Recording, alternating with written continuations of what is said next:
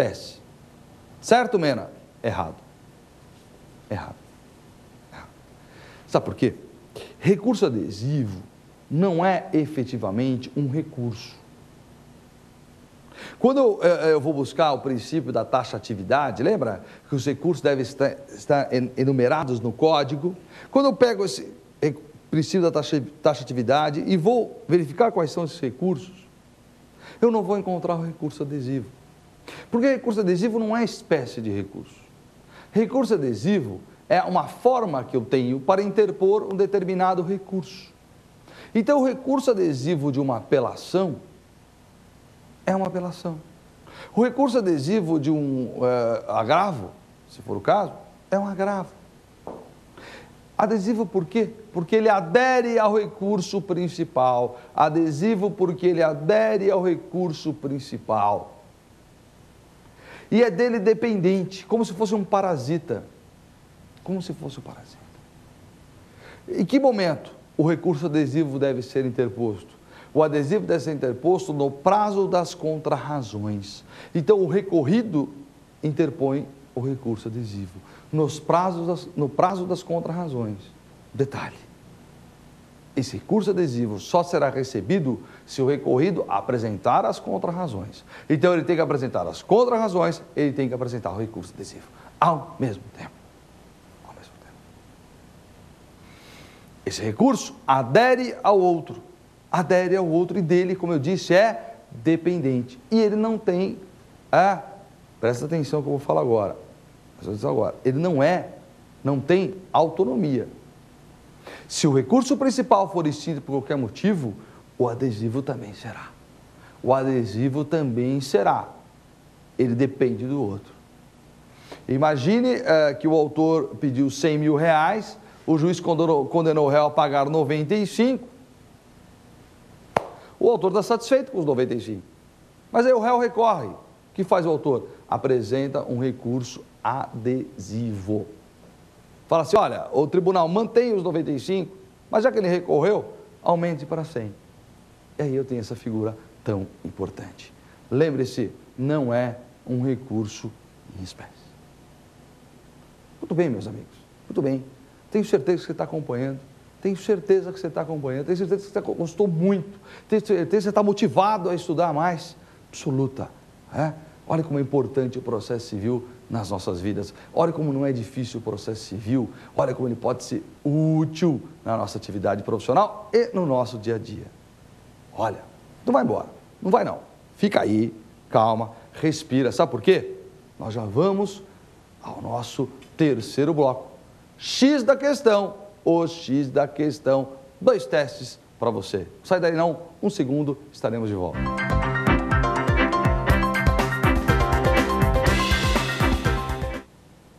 Vamos lá, o nosso bloco X da questão. 2 testes. Presta atenção, vamos lá. Vamos ler aqui o enunciado, vamos ler as alternativas com calma, né? Vamos agregar conhecimento. Vamos lá.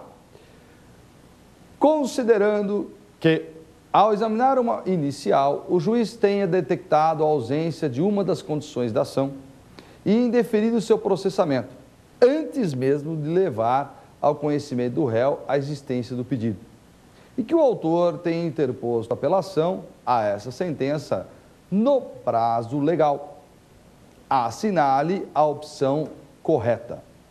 Primeira coisa que tem que ver um teste é se é para assinalar correta ou incorreta, né? Porque o nosso raciocínio todo é voltado à correta, mas cuidado com a armadilha. Se estiver incorreta, olha, o índice de erro é maior quando pede para assinalar aquela que está errada. Então, fique atento. Nesse caso, é a correta. Vamos lá. Alternativa A. Somente após o juízo de admissibilidade positivo, o juiz prolator da decisão recorrida pode exercer o juízo de retratação. Admitido o recurso, o relator pode afastar a causa do indeferimento da inicial e julgar o mérito da ação. A interposição da apelação determina necessariamente a citação do réu para a apresentação das contrarrazões. O prazo de 48 horas que o juiz prolator da decisão recorrida tem para exercer o juízo de retratação é próprio, de modo que ele não pode mais se retratar se esse prazo for ultrapassado. Vamos lá? Então vamos lá. Alternativa A. Somente após o juízo de admissibilidade após o juízo de admissibilidade. Positivo, o juiz prolator da decisão recorrida pode exercer o juízo de retratação. Na verdade, não. Não é após a admissibilidade. É interposto o recurso, o juiz terá o prazo de 48 horas para se retratar. Interposto o recurso, ele terá 48 horas para se retratar, tá? Então, não é após a admissibilidade. Antes mesmo de verificar se o recurso será admitido ou não, ele pode se retratar. B. Admitido o recurso, o relator pode afastar a causa do indeferimento da inicial e julgar o mérito da ação.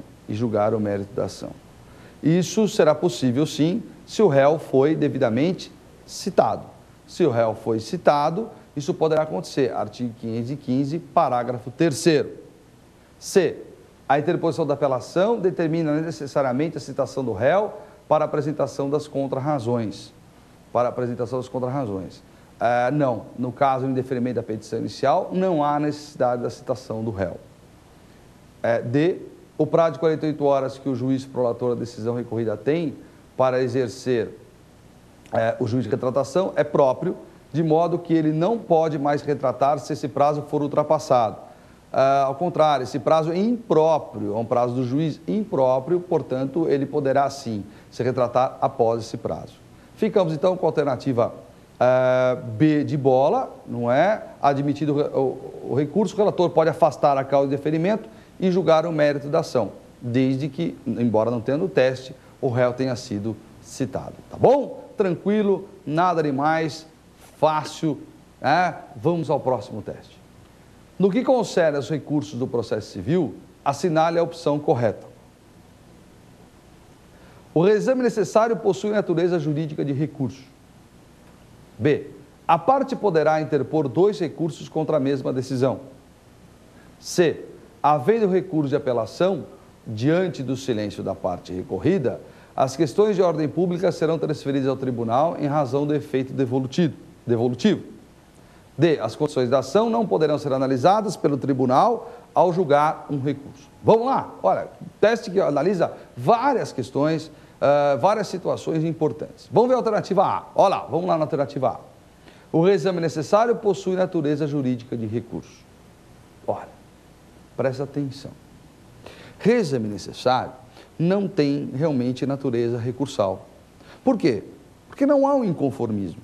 Não há necessidade de que o procurador, seja do município, do Estado, da União, interponha o recurso. Mesmo que não haja o recurso, haverá o reexame pelo tribunal. Isso não é necessariamente fruto de inconformismo. Isso não significa que houve recurso. O que há é a remessa ex officio. Não existe recurso ex officio. O juiz não recorre da decisão dele mesmo. Não existe recurso. É remessa ex officio. Poder público é parte vencida, ele remete de ofício ao tribunal. Não tem natureza recursal. Tá? B.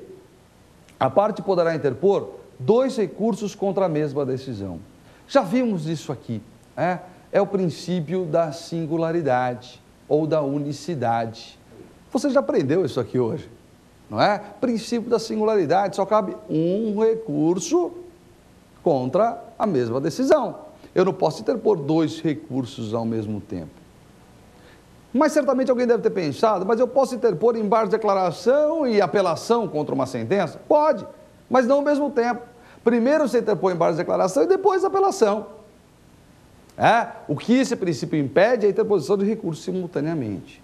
Não se esqueça, temos excepcionalmente o caso do recurso especial e do recurso extraordinário. Esses poderão ser interpostos simultaneamente. Ok? Alternativa C. Havendo recurso de apelação, diante do silêncio da parte recorrida, as questões de ordem pública serão transferidas ao tribunal em razão do efeito devolutivo. Esse é um ponto importante pelo seguinte: o que diz o efeito devolutivo? Ele diz o seguinte, que o tribunal só poderá analisar efetivamente aquilo que foi alegado. O tribunal não pode analisar uma matéria que não foi alegada no recurso. Por quê? Porque se a parte não alegou aquela matéria, significa que ela concorda com ela. O juiz condenou o réu a pagar danos morais e danos materiais. E